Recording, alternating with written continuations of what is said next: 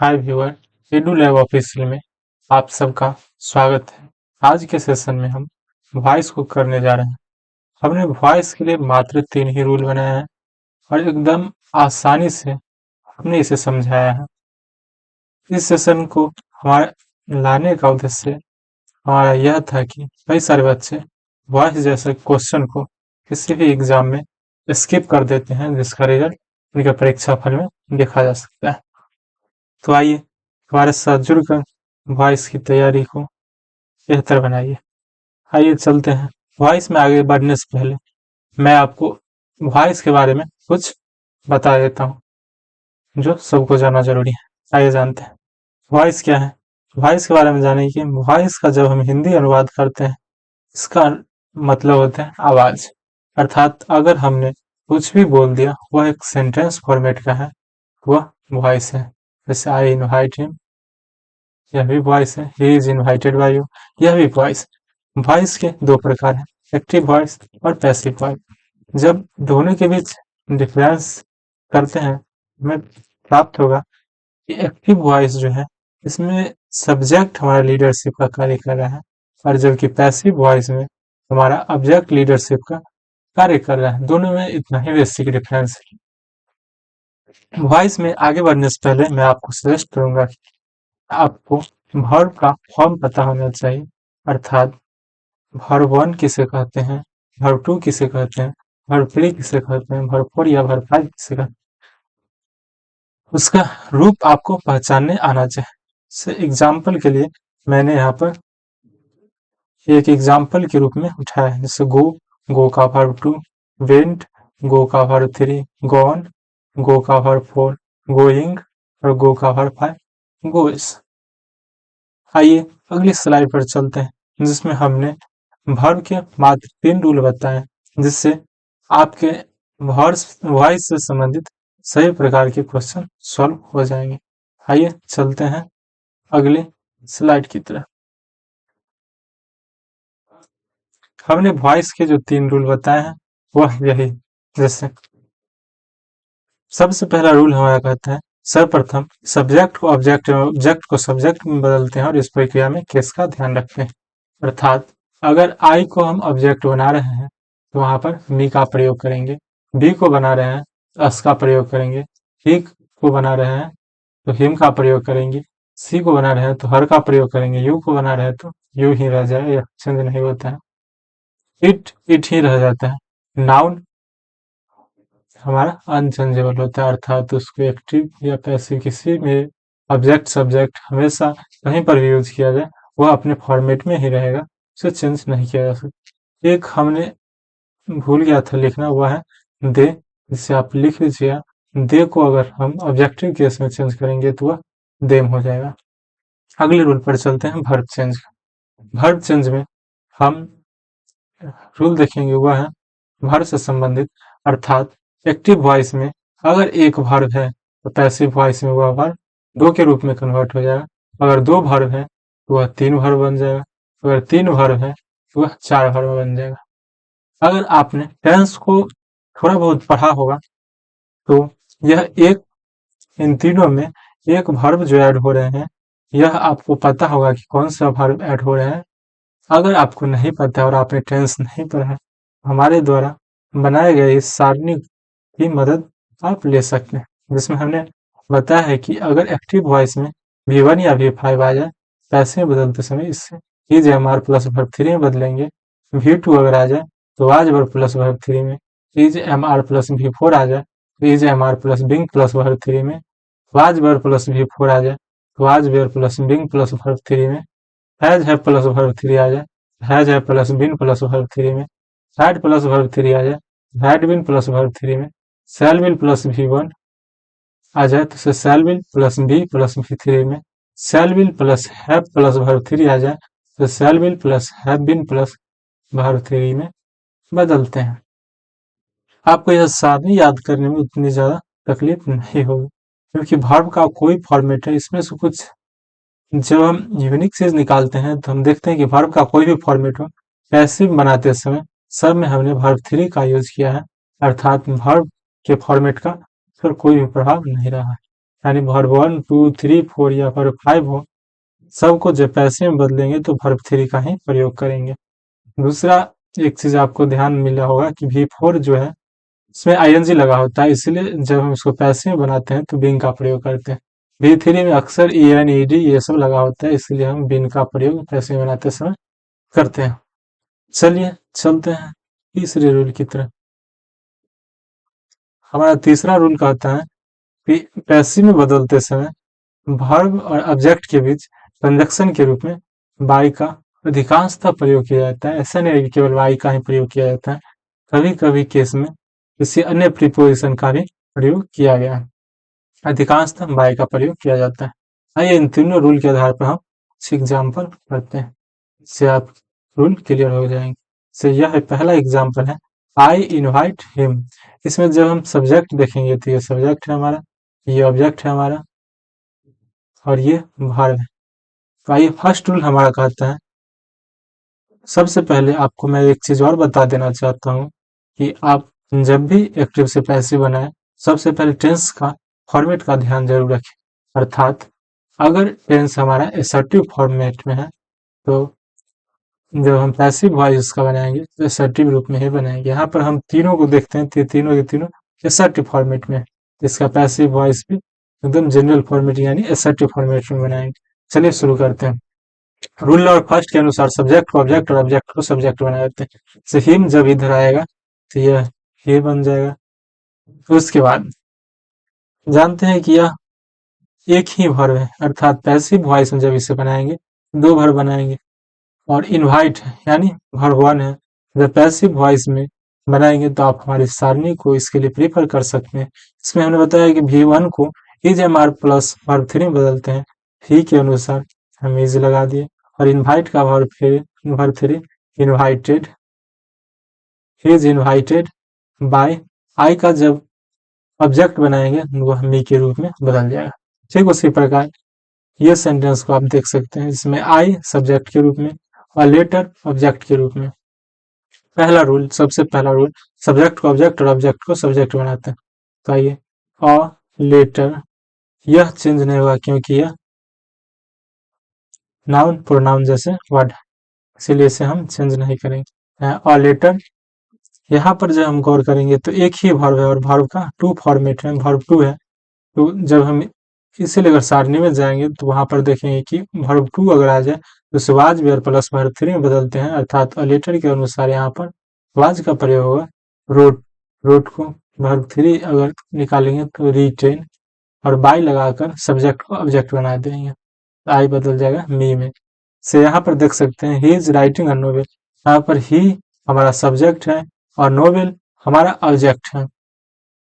First rule के अनुसार subject को ऑब्जेक्ट और ऑब्जेक्ट को सब्जेक्ट बना देते हैं। साथ और नोवेल ऑब्जेक्ट था जिसे हमने सब्जेक्ट बना दिया। जब वर्ब की गिनती करते हैं तो हमारे पास दो वर्ब है, अर्थात पैसिव वॉइस में बनाते समय हम 3 वर्ब यूज करने वाले। जब हम ये दोनों वर्ब को लेकर सारणी में देखेंगे, अर्थात is am are plus V4 अगर आ जाए, सारणी हमारा कहता है, या फिर अगर आपने टेंस पढ़ा है तो वो हमें बताएगा इज एम आर अगर वर्ब 4 आ गया है तो इसे is am are plus being plus verb 3 में बदलेंगे, अर्थात नोवेल के अनुसार इज, उसके बाद विंग, राइटिंग का रिटेन, बाय लगा करके, और सब्जेक्ट को जब ऑब्जेक्ट में बदलेंगे तो ही का हमारा हिम हो जाएगा। आशा करते हैं कि आप इसे अच्छी तरह से समझ रहे होंगे। चलिए अगली स्लाइड में और कुछ एग्जाम्पल लेते हैं ताकि आपके सारे कंफ्यूजन को मैं दूर कर पाऊँ। आइए, ये ही हैज फिनिश्ड देम। यहाँ पर जब हम चलते हैं तो यह हमारा सब्जेक्ट है, यह हमारा ऑब्जेक्ट है। रूल फर्स्ट के अनुसार सब्जेक्ट को ऑब्जेक्ट और ऑब्जेक्ट को सब्जेक्ट बनाते हैं, अर्थात देम को जब हम सब्जेक्ट बनाएंगे दे हो जाएगा। यह हमारा एक वर्ब और दो वर्ब है, और हैज प्लस वर्ब 3 है। जब इसे सारणी में देखते हैं, हैज हैव प्लस वर्ब 3 को has have plus been plus verb 3 में बदलते हैं, अर्थात दे के अनुसार हम हैव का प्रयोग करेंगे, उसके बाद बिन का प्रयोग करेंगे, और पनिश्ड का वर्ब 3 पनिश्ड ही रहेगा क्योंकि यह खुद ही वर्ब 3 फॉर्म में है। बाय लगाकर सब्जेक्ट को ऑब्जेक्ट बना देंगे, अर्थात ही को हिम में कन्वर्ट कर देंगे। आइए चलते हैं अगले एग्जाम्पल की तरफ। इस एग्जाम्पल में यह सब्जेक्ट है और यह हमारा ऑब्जेक्ट का कार्य कर रहा है। यहाँ पर जब हम गौर करेंगे तो देखें कि यहाँ पर दो वर्ब हैं। आइए रूल फर्स्ट के अनुसार पहले चलते हैं, यानी सब्जेक्ट को ऑब्जेक्ट और ऑब्जेक्ट को सब्जेक्ट बनाते हैं। दे में जब सब्जेक्ट बनेगा तो दे हो जाएगा। उसके बाद दो वर्ब है, एक और दो वर्ब है, जिससे तीन वर्ब बनाते हैं। अर्थात इसीलिए अगर जब हम सारणी में जाएंगे तो शैल विल प्लस V1 जो है वह shall will plus be plus verb 3 में बदलेगा। अर्थात दे के अनुसार विल का प्रयोग, इसके बाद बी का प्रयोग और हेल्प का वर्ब 3 हेल्प्ड हो जाएगा बाय। जब आई को ऑब्जेक्टिव केस में लिखेंगे तो वह मी के रूप में आ जाएगा। आगे चलते हैं। यहाँ पर ये सब्जेक्ट है और माई होमवर्क यह हमारा ऑब्जेक्ट के रूप में। सबसे पहले रूल के अनुसार सब्जेक्ट को ऑब्जेक्ट और ऑब्जेक्ट को सब्जेक्ट बनाते हैं। माई होम वर्क ऑब्जेक्ट हमारा सब्जेक्ट के रूप में बदल गया है। अब जब वर्ब को गिनने जाएंगे हम, पता चलेगा कि यहाँ पर तीन वर्ब है, अर्थात पैसिव वॉइस में से बदलते समय चार वर्ब का प्रयोग करें। जब इसे हम सारणी में देखते हैं तो हमें पता चलता है कि shall will plus have plus verb 3 अगर आ जाए तो उसे shall will plus have been plus verb 3 में बदलते हैं। अर्थात माई होमवर्क के अनुसार हैव का प्रयोग होगा, सॉरी हमने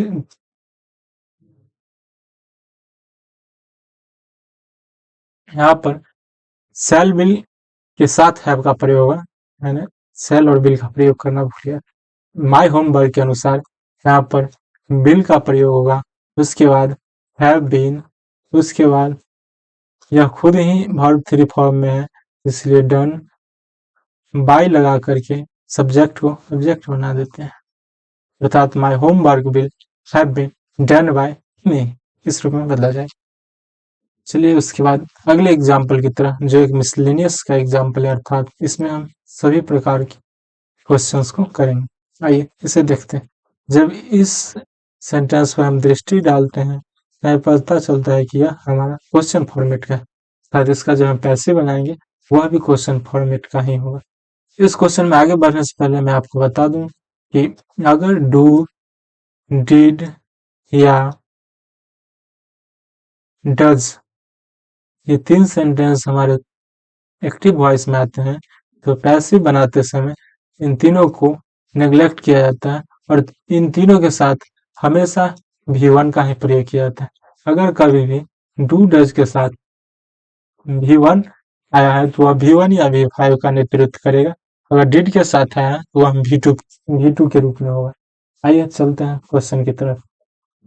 यहाँ पर डू है, अर्थात इसे हमें नेग्लेक्ट करना है। यहाँ पर जब सब्जेक्ट की बात करेंगे, यू हमारा सब्जेक्ट है और लेटर हमारा ऑब्जेक्ट है।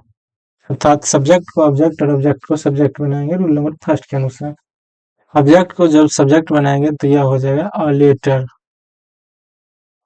यहाँ पर हम जब देखेंगे तो यह वर्ब का फर्स्ट फॉर्म और यह डू है, यानी V1 या V5 में जब हम पढ़ा था उसे इज MR प्लस वर्ब 3 में बदलते हैं। क्योंकि यह फॉर्मेट क्वेश्चन का है इसीलिए ऑलेटर के अनुसार इज का प्रयोग होगा और वह इज आगे प्रयोग होगा ताकि यह क्वेश्चन फॉर्मेट में बन जाए। उसके बाद इज अ लेटर, राइट का third form written by, subject को ऑब्जेक्ट में बदल देंगे you, written by, is a letter written by you.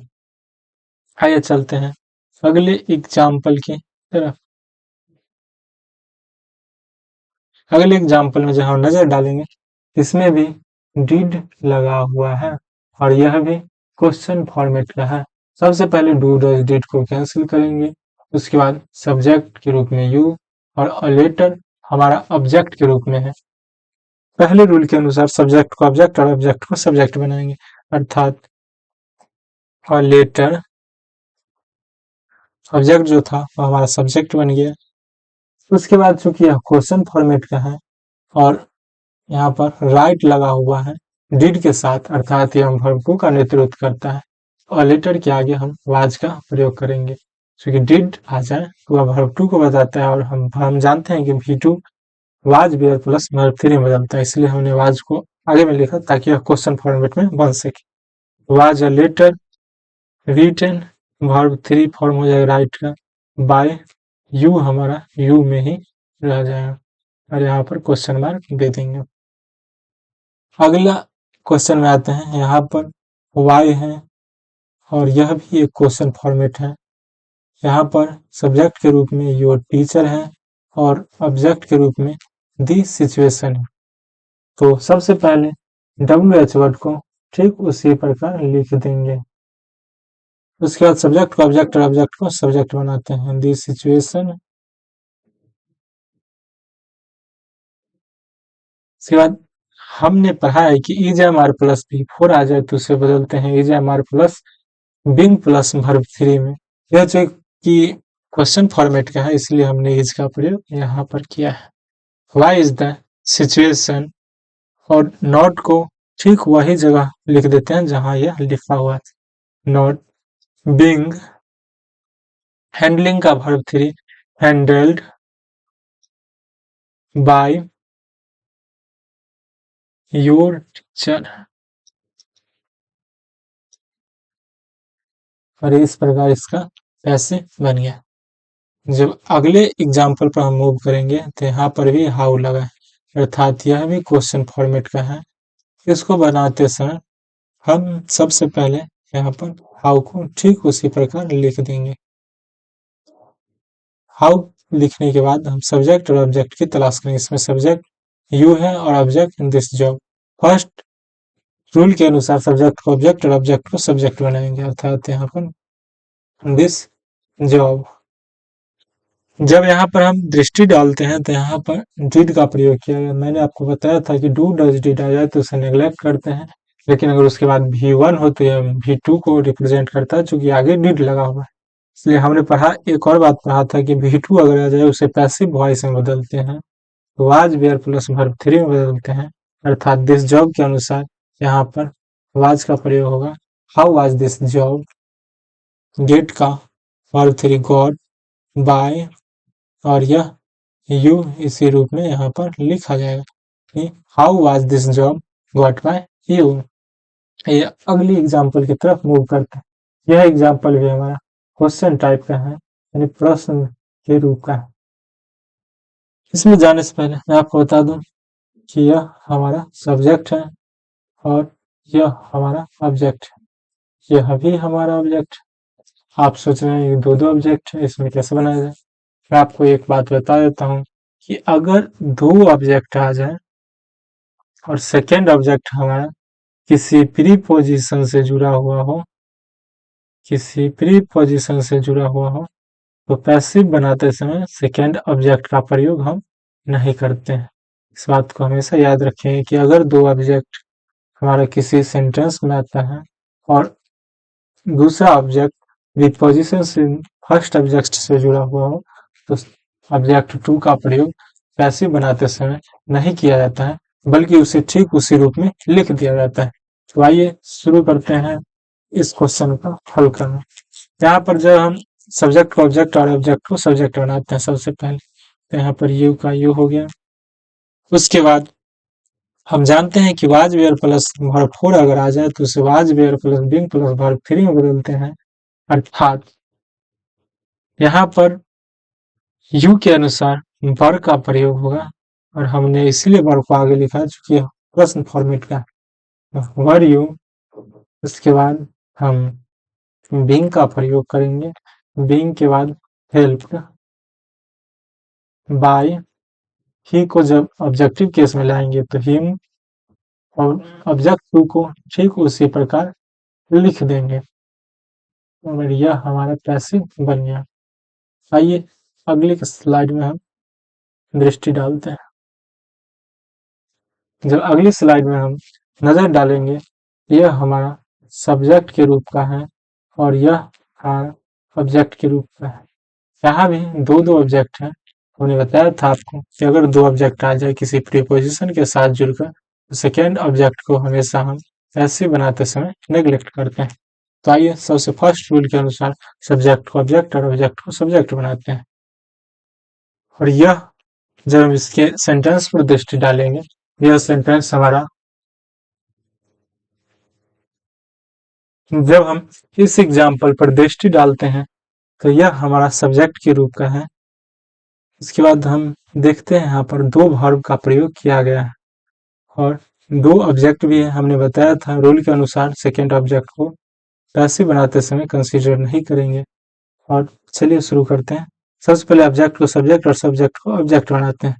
तो जब हम ऑब्जेक्ट को सब्जेक्ट बनाएंगे तो दिस वर्क हैज है प्लस वर्ब 3 अगर आता है सूची के अनुसार हैज है प्लस बीन प्लस वर्ब 3 में बदलते हैं, अर्थात दिस वर्क के अनुसार यहाँ पर हैव का प्रयोग हुआ और नेवर को उसी जगह पर लिख दिया जाएगा जहां पर वह था। नेवर के बाद उसके बाद बीन का प्रयोग किया जाएगा और डन खुद ही वर्ब 3 फॉर्मेट में है। उसके बाद बाय लगा करके ही का ऑब्जेक्टिव केस यानी हिम बना दिया जाएगा और ऑब्जेक्ट 2 को ठीक उसी प्रकार लिख दिया जाएगा। आइए अगले एग्जाम्पल में मूव करते हैं।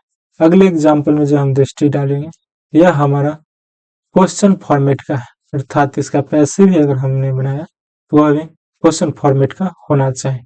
आइए शुरू करते हैं बनाना। इसमें यह हमारा सब्जेक्ट के रूप में है और यह हमारा ऑब्जेक्ट के रूप में है।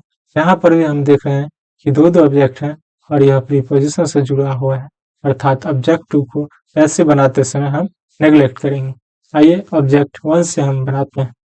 सबसे पहले सब्जेक्ट को ऑब्जेक्ट और ऑब्जेक्ट को सब्जेक्ट बनाते हैं। सबसे पहले हम हाउ को ठीक उसी प्रकार लिख देते हैं। जब ऑब्जेक्ट को सब्जेक्ट बनाएंगे तो हिम का हमारा ही हो जाएगा। उसके बाद हैज प्लस वर्ब 3 को हमेशा हम बदलते हैं हैज है प्लस बीन प्लस वर्ब 3 में, अर्थात यह हमारा प्रश्न फॉर्मेट का है इसलिए ही के साथ हमेशा हैज का प्रयोग होगा।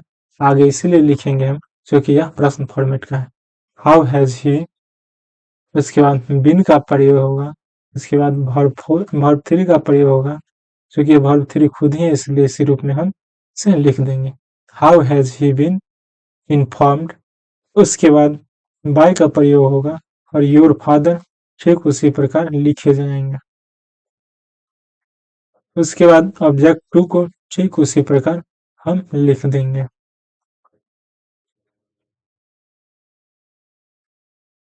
अगली एग्जाम्पल में चलते हैं। यह एक WH वर्ड है। उसके बाद जब हम कंसीडर करेंगे यह हमारा सब्जेक्ट है और यह हमारा ऑब्जेक्ट। यहाँ पर दो दो ऑब्जेक्ट, आप चाहे तो ऑब्जेक्ट 1 या ऑब्जेक्ट 2 दोनों कंसीडर कर सकते हैं क्योंकि यहाँ पर प्रीपोजिशन नहीं लगा है। आगे के स्लाइड में आगे के प्रश्न में मैं आपको दोनों से बताऊंगा। यहाँ पर स्पेस नहीं होने का मैं एक ही को लेकर चल रहा हूँ, जिसमें आप किसी भी चीज को कंसीडर कर सकते हैं। चलिए हम सम मनी से स्टार्ट करते हैं। सम मनी, उससे पहले हम y का प्रयोग करेंगे। सम मनी से पहले हम y को लिखेंगे। क्योंकि यह सेंटेंस क्वेश्चन फॉर्मेट का है इसीलिए हम इसका पैसिव भी क्वेश्चन फॉर्मेट में ही बनाएंगे। y लिख देने के बाद ऑब्जेक्ट को हमने लिख दिया है। इससे पहले जब हम वर्ब की गिनती करेंगे 1, 2 और 3 वर्ब है, अर्थात पैसिव बनाते समय हम 4 वर्ब का प्रयोग करेंगे। y के बाद चूंकि यह प्रश्न फॉर्मेट का है इसीलिए सम मनी के अनुसार यहाँ पर विल का प्रयोग कर देंगे। y will some money not have been given by you some money।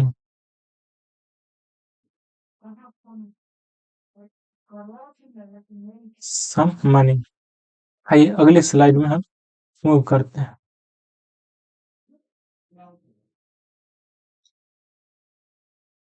यहाँ पर एग्जाम्पल के रूप में he give me shelter, यहाँ पर दो दो ऑब्जेक्ट, ऑब्जेक्ट नंबर 1 और ऑब्जेक्ट नंबर 2। हमने आपको बताया था कि अगर ऑब्जेक्ट 2 किसी प्रीपोजिशन के साथ जुड़कर आए तब ऑब्जेक्ट 2 का यूज नहीं किया जाता, लेकिन अगर यह किसी प्रीपोजिशन के साथ ना जुड़ा हुआ हो दोनों ऑब्जेक्ट को हम ले सकते हैं, ऐसे वॉइस बनाते समय कंसीडर कर सकते हैं। आइए सबसे पहले स्टार्ट करते हैं ऑब्जेक्ट 1 के अनुसार। ऑब्जेक्ट 1 को जो हम लिखेंगे तो यहाँ पर आई हो जाए, चूंकि असर्टिव फॉर्मेट का है इसीलिए हम असर्टिव फॉर्मेट में ही लिखेंगे। मी आई के रूप में बदलेगा, यह वर्ब 1 फॉर्म है, अर्थात is am are plus verb 3 में बदलेगा। इज आई के अनुसार हम एम का प्रयोग करेंगे, ना कि इज का। आई एम, गिव का verb 3rd form given, by he का हमारा हिम हो जाएगा, और शेल्टर का shelter. I am given by him shelter. उसके बाद इसे दूसरे तरीका से बनाने का, शेल्टर, शेल्टर के अनुसार हम इज का प्रयोग करेंगे, गिवन बाय हिम टू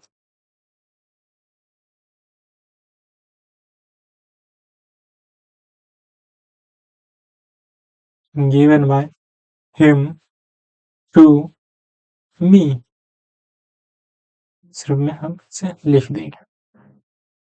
इस एग्जाम्पल पर जब हम नजर डालेंगे तो यह he submit the report to the manager, यहाँ पर भी दो ऑब्जेक्ट हैं। जानते हैं कि ऑब्जेक्ट 2 को यहाँ पर कंसीडर हमें नहीं करना है, यह हमारा प्रीपोजिशन है, इसीलिए ऑब्जेक्ट 2 को कंसीडर नहीं करेंगे। तो यहाँ पर द रिपोर्ट सबमिट्स यानी V5 है, तो V5 को इज एम आर प्लस 3 में बदलेंगे।